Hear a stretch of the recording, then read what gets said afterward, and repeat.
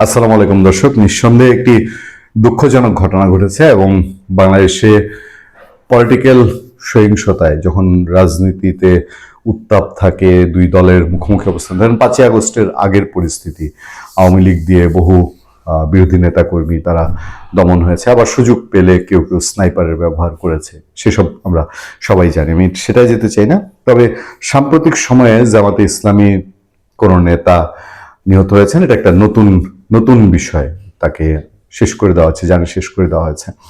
আপনার সেই 4 দলীয় জোট সরকারের শেষের দিকে লগি বৈঠা আন্দোলন যখন চলে, তখন পল্টনে রাজনৈতিক সহিংসতায় 4 জন জামাত এবং জামাতে ইসলামী ছাত্র সংগঠন, ইসলামী ছাত্র শিবিরের নেতাকর্মী, তারা তখন জীবন দিয়েছিলেন।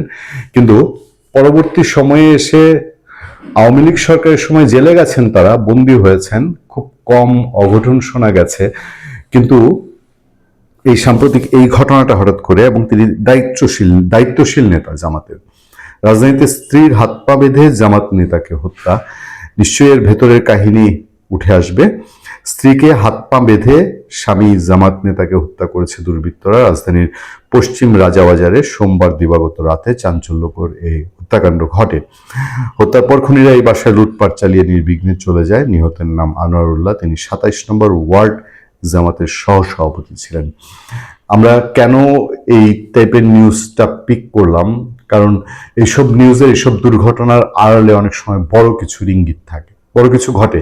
এটা বাংলাদেশের রাজনীতিতে বহু বহু ঘটনা আছে, এবং হঠাৎ করে জামাতের একজন নেতাকে এইভাবে হাত পা বেঁধে, তার স্ত্রীকে হাত পা বেঁধে শেষ করে দিয়ে বাসায় লুটপাট চালিয়ে রাজধানীতে চলে যাবে, মনে করিয়ে দেয় ওসমান হাদির উপর হামলার কথা, মনে করিয়ে দেয় নারায়ণগঞ্জে বিএনপি প্রার্থী সরে যাওয়ার কথা, মনে করিয়ে দেয় একের পর এক ঘটনা, বিএনপি প্রার্থী বুলেট প্রুফ জ্যাকেট পরে ঘোরার কথা, মনে করিয়ে দেয় যে দেশটা অবৈধ অস্ত্র প্রচুর, সামনের নির্বাচন, রাজনৈতিক নেতারা, প্রার্থীরা নিরাপদ বোধ করছেন না।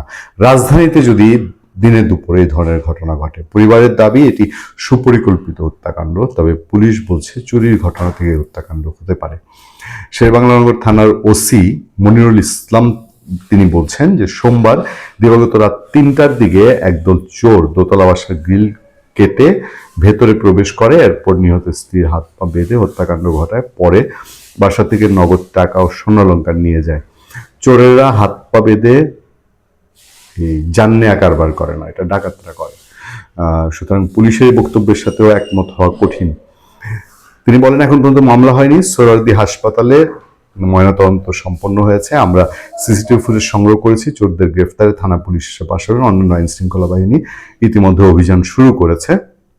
সিসিটিভি ফুটেজে দেখা যায় প্রথমে বারান্দার গ্রিল এবং পরে একটি কক্ষের জানালার গ্রিল কেটে 2 ব্যক্তি আনোয়ারুল্লাহ বাসায় প্রবেশ করে। প্রায় 2 ঘন্টা পর তাদের বের হতে দেখা যায়।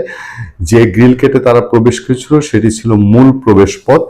জানালার গ্রিল কেটে ভেতরে ঢুকে তারা প্রায় 2 ঘন্টারও বেশি সময় বাসার ভেতরে অবস্থান করে। পরিবারের সদস্যরা জানান, খুনিরা আনোয়ারুল্লাহকে হত্যার পর 8 ভরি স্বর্ণ, নগদ 5 লাখ টাকা লুট করে নিয়ে গেছে। এটি পরিকল্পিত। পরিবারের এই পরিকল্পিত দাবির প্রেক্ষিতে পুলিশ প্রথমেই চোর সার্টিফাই করছে।